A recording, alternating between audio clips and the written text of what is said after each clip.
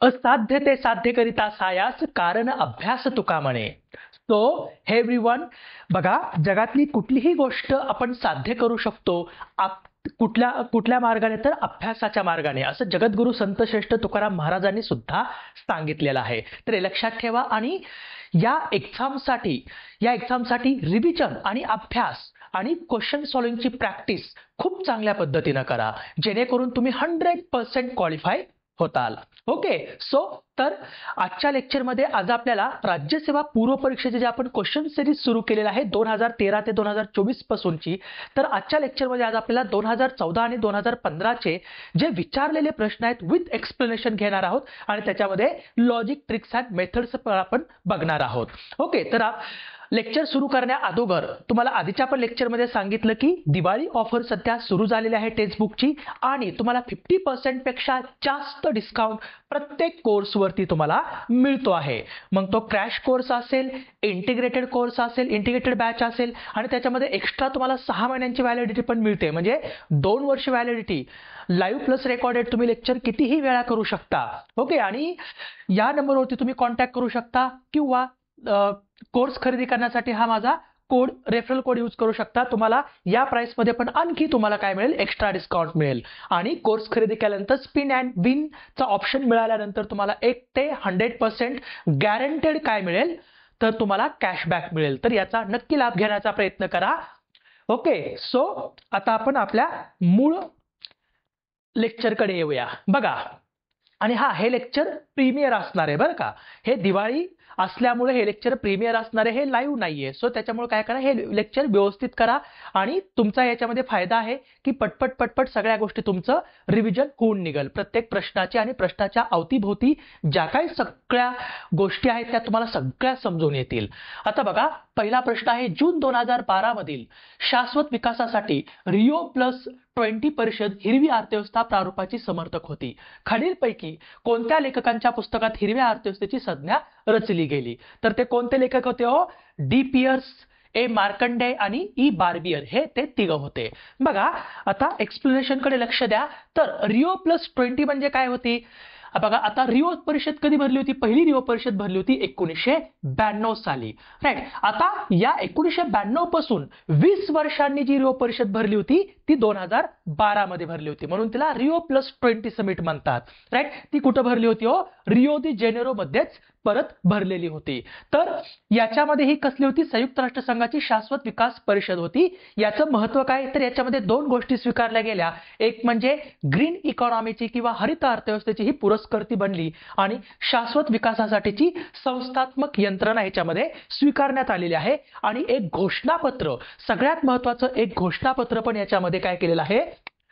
स्वीकारलेलं आहे. त्या घोषणापत्राचं नाव आपल्याला आता येणाऱ्या परीक्षेमध्ये विचारू शकतात. द फ्युचर वी वॉन्ट नावाचं घोषणापत्र यांनी याच परीक्षेमध्ये काय केलेलं आहे? स्वीकारलेलं आहे, जे सगळ्या बाजूंचा विचार करणारं होतं. मग दारिद्र्य निर्मूलन असेल, वने असतील, पेयजल असेल, शाश्वत ऊर्जा असेल, अन्न सुरक्षा असेल, इनोव्हेशन असेल, बेरोजगारी आणि चांगलं काम असेल, उत्पादनांचा शाश्वत पद्धतीचा वापर असेल, तर सगळ्या क्षेत्रामध्ये काम करणारी द फ्युचर वी वॉन्ट नावाचं घोषणापत्र स्वीकारलेलं आहे. आणि याच परिषदेमध्ये ग्रीन इकॉनॉमी पण काय केलेलं आहे? ग्रीन इकॉनॉमीचा पण पुरस्कार त्यांनी केलेला आहे. आता ही ग्रीन इकॉनॉमी काय होती? तर blueprint for green economy जी होती ती 3 जणांनी त्यांच्या पुस्तकामध्ये मांडलेलं होतं. ग्रीन इकॉनॉमी म्हणजे काय? तर बघा, मानवाच्या राहणीमानात सुधारणा करणारी, समानता प्रस्थापित करणारी, राईट, आणि पर्यावरणातील दुर्मिळ घटकांचा सुयोग्य वापर करणारी आणि पर्यावरणाला कमी घटक अर्थव्यवस्था म्हणजे काय असते? ग्रीन अर्थव्यवस्था असते. राईट. तर ही डी पियर्स, ए मार्कंडे आणि ई बार्बियर या तिघांनी त्यांच्या पुस्तकामध्ये कॉन्सेप्ट मांडलेली होती. परंतु प्रश्न त्याच्यावर नाही आला, तर याच्यावर प्रश्न याचे चान्सेस आहेत. द फ्युचर वी वॉन्ट हे घोषणापत्र जे आहे ते कुठल्या परिषदेमध्ये मांडलं गेलं किंवा स्वीकारलं गेलं? चला, पुढचा प्रश्न. 2011च्या जनगणनेप्रमाणे भारतातील किती शहरांची लोकसंख्या 10 लाखापेक्षा जास्त होती हो? तर सगळ्यांनाच माहिती आहे आता 53 शहरं अशी होती की ज्यांची लोकसंख्या ही 10 लाखापेक्षा जास्त होती. आता बाकीच्या सगळ्या गोष्टींचा आपण अभ्यास करू. बघा, याच्यावरती पाठीमागच्या इयरमध्ये पण प्रश्न विचारला होता, या इयरमध्ये पण विचारलेला आहे, पुढे पण यांनी 1-2 वेळा प्रश्न विचारलेला आहे. राईट, जे नागरी लोकसंख्या आहे, सर्वात जास्त नागरी लोकसंख्येची शहरं वगैरे, याच्यावरती एमपीएससीनं 3 ते 4 वेळा प्रश्न विचारलेला आहे. तर हे रिपीट होऊ शकतं. सो त्याच्यामुळे मग रिपीट होणारा प्रश्न हा आपला चुकता कामा नये. हे जर चुकत असेल, हे प्रश्न जर आपले चुकत असतील तर अवघड आहे मग. राईट, त्याच्यामुळं आपल्याला PYQ त्याच्यामुळेच करायचे आहेत. बघा, 2011च्या जनगणनेनुसार भारतामध्ये एकूण नागरी लोकसंख्येचं प्रमाण किती आहे? 31.2% किंवा 31.14%. तर भारतामध्ये 3 शहरं असे आहेत ज्यांची लोकसंख्या ही 1 कोटींपेक्षा जास्त आहे. ते 3 शहरं कोणते? तर बृहन्मुंबई, दिल्ली आणि कोलकाता. बृहन्मुंबईची लोकसंख्या किती? 1,83,00,000, दिल्लीची 1,63,00,000 आणि कलकत्त्याची 1,40,00,000. तर भारतामध्ये 8 शहरं अशी आहेत, भारतामध्ये 8 शहरं अशी आहेत ज्यांची लोकसंख्या ही 50 लाखापेक्षा जास्त आहे. मग त्याच्यामध्ये पहिले 3 तर हे येतात, बृहन्मुंबई, दिल्ली आणि कोलकाता. नंतर चेन्नई, बेंगळुरू, हैदराबाद, अहमदाबाद आणि त्याच्यामध्ये पुणे पण येतं, कारण पुण्याची लोकसंख्या ही 2011च्या जनगणनेनुसार 50,49,000 एवढी आहे. आता भारतामध्ये एकूण किती दशलक्ष शहर आहेत? 10 लाख लोकसंख्या असणारी 53 शहर आहेत, त्यातली 6 शहरं ही महाराष्ट्रामध्ये आहेत. तर ती कोणकोणती आहेत? त्याच्यामध्ये बृहन्मुंबई आहे, पुणे आहे, नागपूर, नाशिक. आता हे 4 शहरानंतर तुम्हाला लक्षात ठेवायचे वसई विरार. 5वं शहर कुठले? वसई विरार. आणि देन आत्ताचं छत्रपती संभाजीनगर, त्यावेळेचं औरंगाबाद. ओके, तर एवढं जरी तुम्ही लक्षात ठेवलं तरी इनफ राहील. आणखी एक गोष्ट लक्षात ठेवा, भारतामध्ये नागरी लोकसंख्येचं म्हणजे भारताच्या एकूण लोकसंख्येमध्ये नागरी लोकसंख्येचं जे प्रमाण आहे ते सगळ्यात जास्त कुठल्या राज्यात आहे? तर ते महाराष्ट्रामध्ये आहे. ते महाराष्ट्रामध्ये आहे. हे पण लक्षात ठेवण्याचा प्रयत्न करा. चला पुढे जाऊ. 2011च्या जनगणनेनुसार 2001 ते 2011 दरम्यानची स्त्री साक्षरता दरातील वाढ खालीलपैकी किती होती? आता स्त्री साक्षरता दरातील वाढ 2001 ला स्त्री साक्षरता किती होती हो? तर 53.7% होती. राईट, त्याच्यामुळे हा गेला, हा गेला, हा गेला, आणि 2011 ला ती 65.5% एवढी झालेली आहे.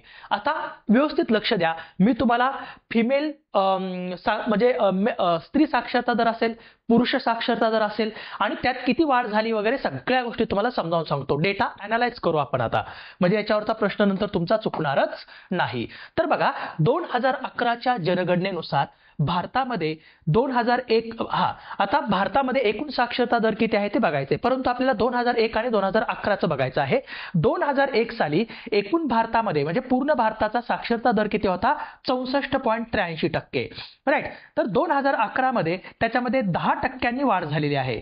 किती? +10% वाढ होऊन ती 74.4% झालेली आहे. आता भारतामध्ये पुरुष साक्षरता दर 2001 ला किती होता? पुरुष साक्षरता दर 2001 ला होता 75.26%. राईट, त्याच्यामध्ये +7 ने वाढ झालेली आहे. +7 ने वाढ होऊन ती किती झालेली आहे? 2011 ला 82.14% पुरुषांचा साक्षरता दर झालेला आहे. आता स्त्रियांचा साक्षरता दर बघा, 2001 साली स्त्रियांचा साक्षरता दर होता 53.67%. त्याच्यामध्ये +12 ने वाढ झालेली आहे. +12% वाढ होऊन 2011 साली स्त्रियांचा साक्षरता दर हा 65.46% एवढा झालेला आहे. ही आकडेवारी आपल्याला पाठ करून ठेवायची. आता आणखी काय लक्षात ठेवायचं, तर बघा 2001 ते 2011 दरम्यान पुरुष साक्षरता दरातील वाढ किती आहे? फक्त 7 आहे. स्त्री साक्षरता दरातील वाढ किती आहे? 12. एकूण 12% वाढलेले. म्हणजे याचा अर्थ असा होतो की 2001 ते 2011 दरम्यान स्त्री साक्षरता दरातील वाढ ही पुरुष साक्षरता दरातील वाढीपेक्षा कशी आहे? जास्त आहे. कशी आहे? जास्त आहे. जास्त आहे असं तुम्ही म्हणू शकता. एकदम आता हे स्टेटमेंट लक्षात ठेवण्याचा प्रयत्न करा. इव्हन स्त्री साक्षरता दरातील वाढ ही भारताच्या साक्षरता दरातील वाढीपेक्षा पण जास्त आहे, कारण भारताचा साक्षरता दरातील वाढ हा 10% आहे आणि स्त्री साक्षरता दरातील वाढ ही 12% वाढलेली आहे. बस तुम्ही एवढं लक्षात ठेवण्याचा प्रयत्न करा. तुम्हाला उत्तर म्हणजे तुम्हाला याच्यावरती प्रश्न विचारला जाऊ शकतो. हा, आणि तरी पण 2011ला स्त्री साक्षरता दर आणि पुरुष साक्षरता दरातील फरक किती हो? 16.68% फरक आहे. स्त्री साक्षरता दर कमीच आहे पुरुषांपेक्षा, हे पण लक्षात ठेवण्याचा प्रयत्न करा. चला आता पुढचा प्रश्न बघा. तुम्हाला मी नेहमी सांगत आलो की लोकसंख्या धोरण 2000चं याच्यावरती एमपीएससी सतत प्रश्न विचारते.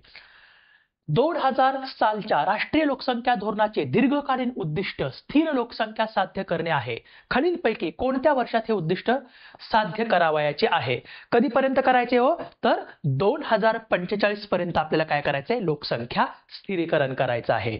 तर बघा, लोकसंख्या धोरण 2000ची 3 उद्दिष्टे होती. एक होतं तातडीचं उद्दिष्ट, त्याच्यामध्ये काय करायचं होतं? संतती नियमन करणे, आरोग्य पायाभूत सेवा व आरोग्य सेवकांची गरज भागवणे, हे तोंडपाठ करून ठेवायचं. नंतर प्रजनन व बाल आरोग्य सेवा मिळवण्यासाठी एकात्मिक सेवा पुरवणे, हे त्याची तातडीची उद्दिष्टे होती. मध्यावधी उद्दिष्ट काय होतं? तर 2010 पर्यंत एकूण जनन दर जो आहे तो पुनर्स्थापनेच्या स्तरावर आणणं, म्हणजेच 2.1 म्हणजेच काय? हम दो हमारे दो, हे आपण स्वीकारलेलं होतं. नंतर दीर्घकालीन उद्दिष्ट काय आहे? तर 2045 पर्यंत लोकसंख्या स्थिरीकरण करणं. ओके, चला आता पुढे जाऊ. खालील पर्यायातून मालतचा लोकसंख्येचा सापळा ज्याच्याशी संबंधित आहे तो पर्याय निवडा.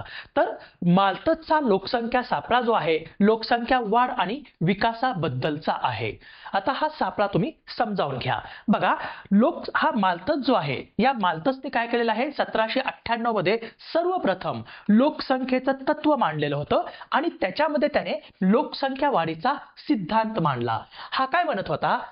हा जो व्यक्ती होता थॉमस माल्थस, हा काय म्हणत होता की त्याच्या लोकसंख्या सिद्धांतानुसार तो म्हणत होता की जगाची लोकसंख्या एकदम वेगाने वाढते आणि तो असं म्हणत होता की लोकसंख्या भूमितीय श्रेणीने वाढली तर अन्नधान्य उत्पादन गणितीय श्रेणीने वाढतं, म्हणजे जिओमॅट्रिक प्रोग्रेशनने वाढतं. राईट, भूमितीय श्रेणी म्हणजे गुणाकार पद्धतीनं आणि अन्नधान्याचं उत्पादन प्लस प्लस प्लस ऍड होतं. म्हणजे त्याचं असं म्हणणं होतं की जेवढी जास्त लोकसंख्या वाढते त्याच्या प्रमाणामध्ये अन्नधान्याचं उत्पादन वाढत नाही. बघा, त्याने माल्थसियन कॅटास्ट्रॉफ म्हणतात त्याला, तो काय म्हणत होता की लोकसंख्या ज्याप्रमाणे वेगाने वाढते त्याप्रमाणे जे फूड ऑफ प्रोडक्शन आहे त्याप्रमाणे वाढत नाही. राईट, म्हणजे जे पॉप्युलेशन आहे ते पॉप्युलेशन जिओमॅट्रिक भूमितीय श्रेणीने वाढतं, तर फूड ऑफ प्रोडक्शन किंवा अन्नधान्याचं उत्पादन हे कशाच्या? तर अरिथमॅटिक प्रोग्रेशनने वाढतं आणि अन्नधान्य म्हणजे तेवढं अन्नधान्य उत्पादन होत नाही असं तो म्हणत होता. राईट, तर यांनी याच्यामध्ये काय केलेलं आहे? माल्थसियन पॉप्युलेशन ट्रॅप मांडलेला आहे. हा कशा संदर्भात होता? तर लोकसंख्या वाढ आणि विकास. हा काय म्हणत होता की अर्थव्यवस्थेचं दरडोई उत्पन्न सहसा स्थिरच राहतं असं याचं म्हणणं होतं. राईट, त्यामुळे राहणीमानात सुधारणा होण्याऐवजी लोकसंख्येत वाढ होते आणि दरडोई उत्पन्न तेवढंच राहतं. म्हणजे काय होतं? आता लोक त्यावेळेस काय विचार करत होते की बाबा जास्तीत जास्त पोरांना जन्म दिला तर आपल्याकडे कमवणारे जास्त हात वाढतील, असा लोकांचा विचार होता. म्हणजे उदाहरणार्थ घ्या, एखाद्या कुटुंबामध्ये समजा 5 व्यक्ती आहेत आणि 5 व्यक्तींचं समजा 20,000 प्रति महिना त्यांचं उत्पन्न आहे किंवा दरडोई उत्पन्न त्यांचं 20,000 आहे, म्हणजे त्यांचं उत्पन्न किती होईल? टोटल 1 लाख रुपये दरडोई उत्पन्न आहे. समजा याच्यामध्ये दोघांची लग्न झाली, याच्यामध्ये आणखी 4 लोक वाढली समजा. राईट, आणि त्याच्यामध्ये आणखी 2 लोक वाढली, कमवती लोक समजा आणखी 2 वाढली, परंतु त्यांचं दरडोई उत्पन्न समजा तेवढंच आहे 20,000 रुपये. राईट, म्हणजे तुमचं दरडोई उत्पन्न तुमचं स्थिरच राहतं सगळ्यांचं 20,000 रुपये, परंतु इथं लोकसंख्या वाढ होत जाते, त्यांची लेकरं बाळ होतात, लोकसंख्या वाढ होते. आणि त्याच्यामुळे तो काय म्हणत होता की लोकसंख्या वाढ होते परंतु राहणीमानात सुधारणा होण्याऐवजी लोकसंख्येत वाढ होते दरडोई उत्पन्न तेवढंच राहतं असं त्याचं म्हणणं होतं. सहसा अर्थव्यवस्थेचं दरडोई उत्पन्न स्थिर राहतं. परंतु हा माल्थसियन पॉप्युलेशन ट्रॅप जो आहे तो फेल गेला. कुठं फेल गेला? युरोपियन कंट्रीजमध्ये. कारण तिथं कृषी क्रांती झाली आणि नंतर झालेली औद्योगिक क्रांती, याच्यामुळे लोकांचं जे बघा इथं काय झालं, लोकसंख्येत तिथं वाढ झाली पण लोकसंख्या वाढीपेक्षा जास्त त्यांचं काय वाढलं? तर दरडोई उत्पन्न वाढलं. परंतु हा लोकसंख्या सापळा एशियन कंट्रीज म्हणजे भारत आणि आफ्रिकन आणि एशियन कंट्रीजमध्ये सक्सेस झाला, कारण तिथं ज्या पद्धतीने लोकसंख्या वाढली त्या पद्धतीनं दरडोई उत्पन्नामध्ये लोकांच्या वाढ झाली नाही. राईट, त्याच्यामुळे आपल्याला हा एमपीएससीने प्रश्न विचारलेला होता. एकूण उत्पन्न वाढवणे दरडोई उत्पन्न न वाढल्यामुळे विकास होत नाही असं तो म्हणत होता.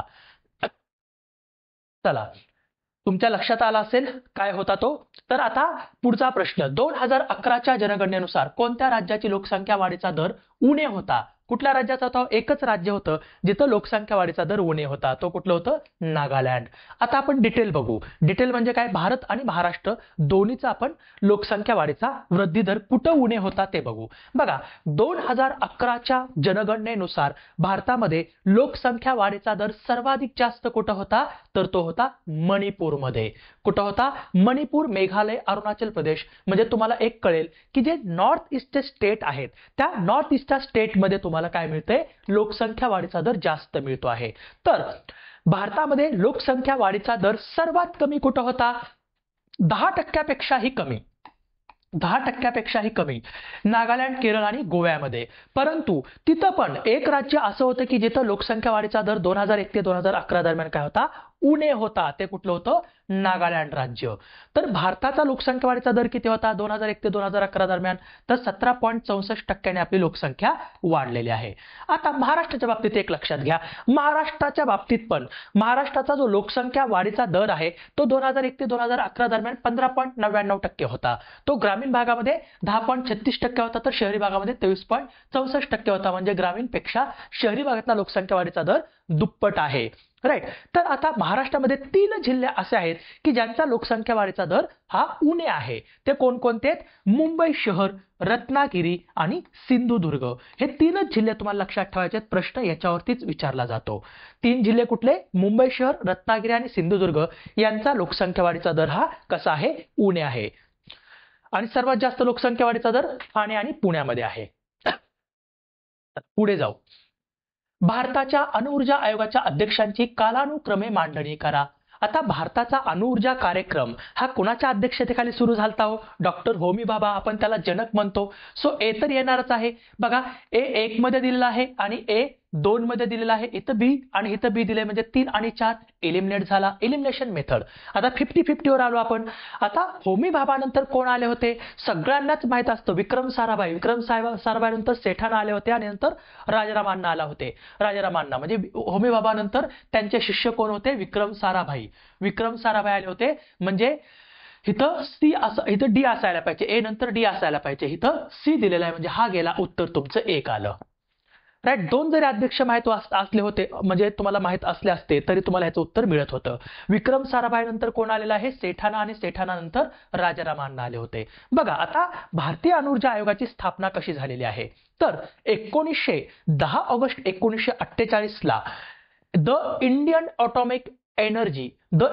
ऑटोमिक एनर्जी कमिशनची स्थापना 10 ऑगस्ट 1948 ला हे वैज्ञानिक संशोधन विभागांतर्गत करण्यात आली होती. डॉक्टर होमी भाभा हे काय होते? आपल्या अणुविज्ञान जे आपलं ॲटॉमिक एनर्जी आहे किंवा जे अणुऊर्जा आयोग आहे किंवा अणुऊर्जेचे जनक आपल्याकडे मानले जातात. आता नंतर काय केलं गेलं? 3 ऑगस्ट 1954 ला एक नवीन डिपार्टमेंट स्थापन करण्यात आलं होतं. अणुऊर्जा आयोग जो आहे तो अणुऊर्जा आयोग हा भारत सरकारच्या अणुऊर्जा विभागाच्या अंतर्गत डिपार्टमेंट ऑफ ॲटॉमिक एनर्जी स्थापन करण्यात आलं आणि ह्या अणुऊर्जा द इंडियन ऑटोमिक एनर्जी कमिशनला त्याच्या अंतर्गत आणलं गेलं. नंतर काय केलं गेलेलं आहे? तर द इंडियन ऑटोमिक एनर्जी कमिशनचं नाव चेंज केलं त्यांनी 1 मार्च 1958 ला. यानंतर भारत सरकारने पारित केलेल्या एका ठरावानुसार 1 मार्च 1958 ला the Indian atomic energy commission ऐवजी atomic energy commission of India असं त्यांना केलेलं आहे. आणि त्यांना काय केलेलं? थोडे कार्यकारी अधिकार आणि आर्थिक अधिकार प्रदान केलेले आहेत. तर भारताचा अणुऊर्जा आयोगाचे पहिले अध्यक्ष कोण होते? डॉक्टर होमी भाभा. नंतर त्यांचे शिष्य विक्रम साराभाई, नंतर सेठाना आणि नंतर राजाराम अण्णा. राजाराम अण्णा तुम्हाला माहिती आहे का? 1974 ला जी अणुचाचणी घेण्यात आली त्या अणुचाचणीचे राजाराम अण्णा कोण होते हो? प्रमुख होते. आणि तुम्हाला फक्त लक्षात काय ठेवायचंय की आतापर्यंत अणुऊर्जा आयोगाचे जे अध्यक्ष आहेत ते डॉक्टर APJ अब्दुल कलाम कुठंच झालेले नाहीयेत. Doctor APJ Abdul Kalam. Doctor APJ Abdul Kalam जे आहेत ते अणुऊर्जा आयोगाचे अध्यक्ष कधीच बनलेले नाहीत. बघा, ह्याच्यामध्ये नाव कुठंच नाही डॉक्टर APJ अब्दुल कलामांचं. सो एवढंच लक्षात ठेवा की डॉक्टर APJ अब्दुल कलाम अणुऊर्जा आयोगाचे कधीच अध्यक्ष नव्हते. राईट. तर एवढं लक्षात ठेवण्याचा प्रयत्न करा.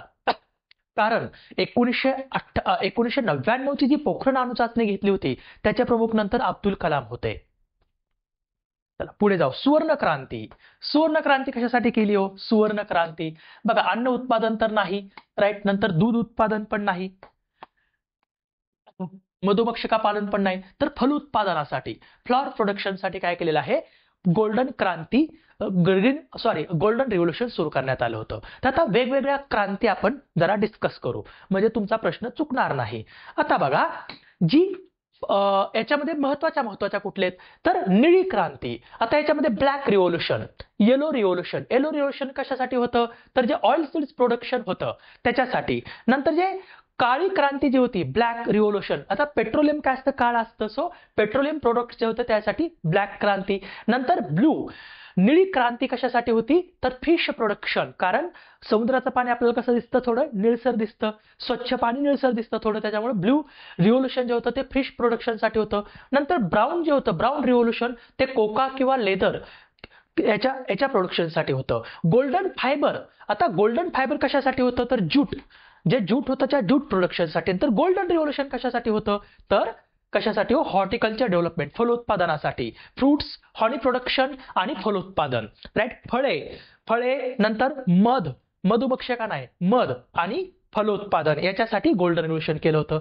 नंतर जे ग्रे आहे, ग्रे रिव्होल्युशन, हे फर्टिलायझरसाठी होतं, खतांसाठी. नंतर पिंक रिव्होल्युशन, पिंक रिव्होल्युशन कशासाठी होतं? तर ऑनियन प्रोडक्शनसाठी. ऑनियन म्हणजे आपला कांद्याच्या उत्पादनासाठी. नंतर फार्मास्युटिकल्स आणि प्रॉन प्रोडक्शनसाठी. एव्हरग्रीन रिव्होल्युशन तर ऍग्रिकल्चरसाठी होतं, सगळ्यांनाच माहिती आहे. आणखी कुठं लक्षात ठेवाल तुम्ही? सिल्वर. आता सिल्वर रिव्होल्युशन आणि सिल्वर फायबर. सिल्वर फायबर म्हटलं की कॉटन येणार आहे, सिल्वर फायबर म्हटलं की कापूस, कॉटन येणार आहे. आणि सिल्वर म्हटलं की काय येणार आहे याच्यामध्ये? पोल्ट्री किंवा एग प्रोडक्शन. नंतर लाल क्रांती कशासाठी होती? लाल क्रांती कांद्यासाठी नव्हती. कांद्यासाठी कुठली होती हो? पिंक क्रांती होती. पिंक क्रांती कांद्यासाठी होती. तर लाल क्रांती कशासाठी होती? तर मटन, मीठ आणि टोमॅटो प्रोडक्शनसाठी. मीठ आणि टोमॅटो, आणि मीठ बघा, मटन आणि टोमॅटो एकदम लाल असतं, त्याच्यामुळं लाल क्रांती त्यांच्यासाठी होती. तर थोडा कांद्याचं फक्त जरा लक्षात ठेवा. ओनियन प्रोडक्शनसाठी पिंक रिव्होल्युशन होतं.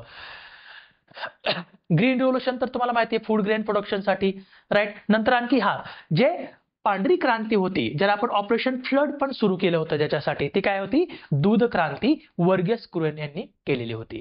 तर या क्रांत्या थोड्या लक्षात ठेवण्याचा प्रयत्न करा, याच्यावरती एमपीएससी सतत प्रश्न विचारते. पुढे जाऊ. कुटुंबाचा आकार मर्यादित ठेवणे, हम दो हमारे दो, कोणत्या धोरणाच्या 2 उद्दिष्टांपैकी एक आहे? बघा, 2014ला पण प्रश्न आला, 2013ला पण आला, 2015ला पण आला. 2015ला तर 2 प्रश्न त्यांनी लोकसंख्या धोरणावरती विचारले. एक चुकीचा विचारला होता, पण मी त्याला काय केलेलं आहे इथं, त्याला बरोबर करून घेतलेला आहे. तर त्यातला पहिला म्हणजे कुटुंबाचा आकार मर्यादित ठेवणे, हम दो हमारे दो, कुठल्या 2 उद्दिष्टांपैकी एक होते हो? तर लोकसंख्या धोरण 2000च्या. मगाशी तुम्हाला सांगितलं की राष्ट्रीय लोकसंख्या धोरण 2000चे 3 उद्दिष्ट होते. एक होतं तातडीचं, त्याच्यामध्ये काय होतं तातडीचं उद्दिष्ट? संतती नियमन करणे. नंतर आरोग्य पायाभूत सुविधा आणि आरोग्य सेवकांची गरज भागवणे. नंतर बाल आरोग्य, प्रजनन आणि बाल आरोग्य सेवा मिळवण्यासाठी एकात्मिक सेवा पुरवणे. हे काय होतं? तातडीचं उद्दिष्ट होतं. मध्यावधी उद्दिष्ट काय होतं? हम दो हमारे दो, एकूण जननदर पुनर्स्थापनेच्या स्तरावर आणायचा होता. आणि दीर्घकालीन उद्दिष्ट काय आहे? 2045 पर्यंत लोकसंख्या स्थिरीकरण करणं. बघा, पुढचा प्रश्न सेम तोच आहे की दीर्घकालीन उद्दिष्ट, कारण इथं काय केलं होतं त्यांनी? 2000च्या राष्ट्रीय लोकसंख्या धोरणानुसार कुठल्या वर्षापर्यंत आपल्या देशाची लोकसंख्या स्थिर होण्याचे उद्दिष्ट आहे? तर कधीपर्यंत? तर 2045 पर्यंत. आता सांगितलं यांनी, ऍक्च्युली इथं 2046 दिलं होतं, त्याच्यामुळे हा कॅन्सल केला होता प्रश्न, पण मी थोडा जरा त्याला परत मी बरोबर करून इथं तुमच्यासमोर घेऊन आलतो. सो त्याच्यामुळे हे लक्षात ठेवण्याचा प्रयत्न करा, हे पाठ करून ठेवा. आणि दुसरं म्हणजे राष्ट्रीय लोकसंख्या धोरण 2000ची उद्दिष्ट पण तुम्हाला काय करायचे? तर पाठ करून ठेवायचे आहेत. पुढे जाऊ. बघा, ह्याच्यावर पण सतत प्रश्न येतो बरं का. जो ग्लोबल इनइक्वालिटी इंडेक्स आहे, GII किंवा लिंग असमानता निर्देशांक, लिंग असमानता निर्देशांकामध्ये महिलांविषयीच्या ज्या 3 परिणामांचा विचार समावेश होतो, ती म्हणजे कुठली आहे तो? तर त्याच्यामध्ये जननक्षम, सरासरी आयुर्मान नाही, जननक्षम आरोग्य, स्त्री सक्षमीकरण आणि स्त्रियांचा श्रम बाजारातील सहभागी दर विचारात घेतला जातो. तर याच्यावरती पण सतत प्रश्न एमपीएससी विचारते, त्याच्यामुळे याचे जे पॅरामीटर्स आहेत ते आपल्याला पाठ करून ठेवायचे आहेत. बघा, जो लिंग असमानता निर्देशांक आहे, जेंडर इनइक्वालिटी इंडेक्स, तो UNDP कधीपासून सुरुवात केलेला आहे त्याची 2010 पासून. याच्याबरोबरच त्यांनी IHDI इनइक्वालिटी बेस HDI पण सुरू केला होता. नंतर GDI पण 2010 ला सुरू केला होता, ग्लोबल जेंडर डेव्हलपमेंट इंडेक्स, आणि जेंडर इनइक्वालिटी इंडेक्स हा पण 2010 लाच सुरू केलेला आहे. तर याच्यामध्ये 3 महत्वाचे आयाम विचारात घेतले जातात आणि त्याच्या अंतर्गत 5 महत्वाचे निर्देशक विचारात घेतले जातात. तर प्रजनन स्वास्थ्य किंवा मातृस्वास्थ्य पण म्हणू शकता ह्याला. प्रजनन स्वास्थ्य किंवा मातृस्वास्थ्य. तर प्रजनन स्वास्थ्य किंवा मातृस्वास्थ्य अंतर्गत माता मृत्यूदर विचारात घेतला जातो. आता माता मृत्यूदर काय असतो तुम्हाला सांगितलेलं आहे. 1,00,000 जिवंत जन्मांपाठीमागे मृत्यू पावणाऱ्या मातांची संख्या म्हणजे माता मृत्यूदर असतो एका वर्षात, राईट. पौगंडावस्थातील जन्मदर पण याच्यामध्ये विचारात घेतला जातो. पौगंडावस्था काय असते स्त्रियांची? 15 ते 19 वर्ष, 15 ते 19 वर्ष किंवा 14 ते 19 वर्ष ही पौगंडावस्था असते. तर या जो वयोगट आहे त्या वयोगटातला जननदर म्हणजे काय? तर 1,000 लोकसंख्येपाठीमागे जन्माला येणाऱ्या मुलांची संख्या, म्हणजे जन्माला किती मुलं देतात मुली, तर ती संख्या म्हणजे जननदर असते. तर याच्यामध्ये माता मृत्यूदर आणि पौगंडावस्थेत जननदर विचारात घेतला जातो. नंतर सशक्तीकरण किंवा सक्षमीकरणाअंतर्गत स्त्रियांचा संसदेतील सहभाग आणि स्त्रियांचं माध्यमिक शिक्षणातील उपस्थिती विचारात घेतली जाते. आणि रोजगार क्षेत्राअंतर्गत स्त्रियांचा रोजगार क्षेत्रातला सहभागिता दर विचारात घेतला जातो. आता संसदेतील जर सहभाग बघितला तर आपण जर बघितलं तर भारतामध्ये संसदेतील सहभाग एकदम कमी आहे. म्हणजे तुम्ही जर बघितलं 16वी लोकसभा जी 2014 ते 2019 मध्ये होती, त्याच्यामध्ये फक्त एकूण लोकसभेच्या एकूण संख्येच्या 64 फक्त महिला होत्या. नंतर 17व्या लोकसभेमध्ये फक्त 78 महिला होत्या. आणि आता 18वी लोकसभा जी सुरू आहे 2024 पासूनची, त्याच्यामध्ये एकूण लोकसभा सीटच्या 74 फक्त महिला आहेत. म्हणजे त्यांना साधारणतः 30% पण, म्हणजे 25-30% पण रिप्रेझेंटेशन नाहीये. बघा, म्हणजे एकूण लोकसभेमध्ये बघा ना, 18व्या लोकसभेमध्ये फक्त 13% एवढंच रिप्रेझेंटेशन आहे आणि राज्यसभेमध्ये तर 13% एवढंच आहे. म्हणजे काहीच नाहीये. पण तुम्ही जर जगाचा विचार केला तर जगामध्ये स्वीडन हा एक असा देश आहे की जिथं 46%, म्हणजे तिथल्या संसदेमध्ये एकूण संख्येच्या 46% महिलांचा सहभाग आहे. नंतर साऊथ आफ्रिकामध्ये पण 45% आणि UK मध्ये 40%, US मध्ये सुद्धा 29% महिलांना रिप्रेझेंटेशन देण्यात आलेलं आहे. म्हणजे एकूण जी सदस्य संख्या आहे त्या एकूण सदस्य संख्येच्या 29% संख्या महिलांची आहे. पण भारतामध्ये असं नाहीये. तर आता जो लिंग असमानता निर्देशांक जो आहे तो 0 ते 1 दरम्यान मोजला जातो. 0 म्हणजे काय? तर तिथं समानता आहे आणि 1 म्हणजे काय? तर तिथं पूर्णपणे असमानता आहे. बघा, आता आपला जो जेंडर इनइक्वालिटी इंडेक्स जर बघितला तर त्याच्यामध्ये भारताचा क्रमांक 102वा लागतो आणि भारताचा जो गुणांक आहे तो 0.403 एवढा आहे. किती आहे? 0.403 आणि 102वा क्रमांक आहे भारताचा रँक 193 देशांच्या यादीमध्ये. पुढे जाऊ, कधीच सांगतोय मी तुम्हाला, हे 2023चं, म्हणजे 2025चा रिपोर्ट आहे, पण त्या रिपोर्टमध्ये 2023चं रँकिंग दिलेलं आहे. भारतीय रिझर्व्ह बँकेच्या चलन निर्मिती विभागास कायमस्वरूपी किमान किती रुपयाचा सुवर्ण साठा ठेवणे आवश्यक आहे? किती हो? 85, 115, 200. बघा, एकूण 200 कोटी रिझर्व्ह बँकेला स्वतःजवळ ठेवावे लागतात. त्यातले 115 कोटींचं काय असतं? सोनं असतं आणि 85 कोटींचे कर्ज रोखे असतात. बघा, आता मी तुम्हाला थोडक्यात सांगतो की हिस्टॉरिकल बॅकग्राऊंड कसं होतं. बघा, अगोदर काय झालं तर भारतीय आता जे चलन मानक आहेत त्या म्हणजे करन्सी स्टँडर्ड्स जे होते ते करन्सी स्टँडर्ड्स कसे कसे चेंज होत गेले.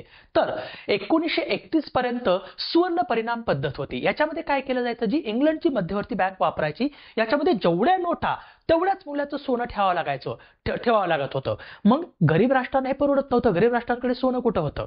नव्हतंच ना. मग त्याच्यामुळे ही 1935 पर्यंत बंद करण्यात आली आणि 1935 ते 56 या काळात प्रमाण निधी पद्धत लागू करण्यात आली, प्रोपोर्शनल रिझर्व्ह सिस्टम. याच्यामध्ये काय केलं जायचं, 40% सोनं आणि परकीय चलन तारण म्हणून ठेवलं जातं. तर 60% भाग जो होता तो परकीय सरकारी कर्जरोख्याच्या स्वरूपामध्ये ठेवला जायचा आणि त्याच्यावर आधारितच बँका, म्हणजे मध्यवर्ती बँका काय करायच्या? पैसा छापायच्या. परंतु इथं पण प्रॉब्लेम येत होते. दुसऱ्या महायुद्धाच्या काळामध्ये भरपूर प्रॉब्लेम आले, म्हणून त्यांनी काय केलं, 6 ऑक्टोबर 1956 किमान निधी पद्धत आणली, मिनिमम रिझर्व्ह सिस्टम. आता याच्यामध्ये काय केलं जातं, तर बँकांना पूर्णपणे अधिकार दिले जातात, मध्यवर्ती बँकांना, की तुम्ही किती पैसा छापू शकता. राईट. तर या पद्धतीनुसार भारतीय रिझर्व्ह बँकेच्या चलन निर्मिती विभागाला किमान किती रुपयाचा चलन साठा ठेवावा लागतो, तर आता सध्या आपल्याकडे किमान निधी पद्धतीनुसार एकूण 200 कोटींचा काय करावा लागतो, तर चलन साठा स्वतःजवळ ठेवावा लागतो. त्यातले 115 कोटी सोन्याच्या स्वरूपात आणि 85 कोटी परकीय सरकारी कर्जरोख्यांच्या स्वरूपात ठेवावा लागतो. राईट. तर हे लक्षात ठेवण्याचा प्रयत्न करा. याच्यावरती एमपीएससी सतत प्रश्न विचारते. आणि आता आरबीआय काय करू शकते, कितीही पैसा छापू शकते. राज्य सरकारशी सल्लामसलत करून प्रत्येक राज्यासाठी विवक्षित उद्दिष्टे ठरवून देणे हे कुठल्या पंचवार्षिक योजनेचे वैशिष्ट्य होते, कुठल्या हो, तर 10व्या पंचवार्षिक योजनेचं होतं. बघा आता हे जे प्रश्न आहेत ना, ते सिंग सरांच्या पुस्तकातून इंडियन इकॉनॉमीतून डायरेक्ट उतरले होते या वर्षी. राईट. परंतु नंतर मग देसले सर आणि कोळंबे सरांनी नंतर त्याच्यामध्ये ऍड केलं त्यांच्या पुस्तकामध्ये. सो आपल्याला काय करायचंय, प्लॅनिंग असेल किंवा काही पार्ट असेल तो आपल्याला त्या पुस्तकातून करायचा आहे, जेणेकरून तुमचा प्रश्न चुकणार नाही. तर माझी 10वी पंचवार्षिक योजना होती, ती 10वी पंचवार्षिक योजना कधी लागू करण्यात आली होती, 2002 ते 2007 या 5 वर्षांच्या कालावधीसाठी. राईट. अटल बिहारी वाजपेयी आणि मनमोहन सिंग तिथे अध्यक्ष होते, कारण 2004 साली अटल बिहारी वाजपेयी यांचं सरकार गेलं आणि मनमोहन सिंगांचं सरकार आलेलं आहे. राईट. तर आता सगळ्यात महत्वाचं, या 10व्या पंचवार्षिक योजनेमध्ये काय काय करण्यात आलं, तर 10व्या पंचवार्षिक योजनेमध्ये एक स्त्री सबलीकरणाची वुमन एम्पॉवरमेंट किंवा स्त्री सक्षमीकरणाची एक त्रिसूत्री स्वीकारली गेली. ती कुठली होती, सामाजिक आर्थिक आणि लिंग सबलीकरणाची, हे कधीच विसरू नका, त्रिसूत्री स्वीकारली गेलेली आहे. नंतर सगळ्यात महत्वाचं, या योजनेला शिक्षण योजना आणि लोकांची योजना म्हणून पण नाव देण्यात आलेलं आहे. राईट. शिक्षणावरती जास्त खर्च करण्यात आलेला आहे आणि लोकांची योजना बनवण्याचा प्रयत्न केलेला आहे. तर याच्यामध्ये त्यांनी काय केलेलं आहे, विकेंद्रित नियोजनावरती भर देण्यात आलेला आहे पहिल्यांदाच. याच्यामध्ये एनडीसीचा रोल वाढवला. नंतर राज्य आणि पंचायती राज संस्थांना पण काय केलेलं आहे, तर आपल्या प्लॅनिंग मध्ये समाविष्ट करून घेण्यात आलेलं आहे. म्हणजे विकेंद्रित नियोजनावरती यांनी जास्तीत जास्त भर दिलेला आहे. एवढंच नाही, तर कृषी क्षेत्राला prime moving as a prime अर्थव्यवस्थेचं प्राईम मुव्हिंग फोर्स म्हणून यांनी घोषित केलेलं आहे. तर बघा कुठल्या कुठल्या स्टेप उचललेल्या होत्या याच्यामध्ये, या लक्षात ठेवायचे आपल्याला. 10 वर्षांच्या कालावधीत प्रति व्यक्ती उत्पन्न दुप्पट करणं, जास्त आर्थिक वाढ हेच एकमेव उद्दिष्ट न ठेवता लोकांच्या जीवनमानात सुधारणा करणं.